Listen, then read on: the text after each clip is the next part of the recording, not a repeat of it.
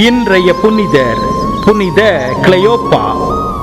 நற்செய்தியில் குறிப்பிட்டவாறு திருத்தூதராகிய சிறிய யாக்கோபின் தாயாகவும் கிளையோப்பாவின் மனைவியாகவும் கன்னி மரியாவின் சகோதரியாகவும் விளங்கியவர் இப்புனிதை.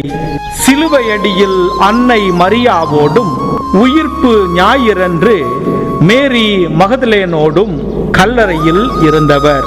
இவர் இயேசுவை பின்பற்றி அவர் வார்த்தைகளில் நம்பிக்கை கொண்டு அவருடைய பாடுகளில் பங்கு கொண்டு துணிந்து பயணம் செய்தவர்.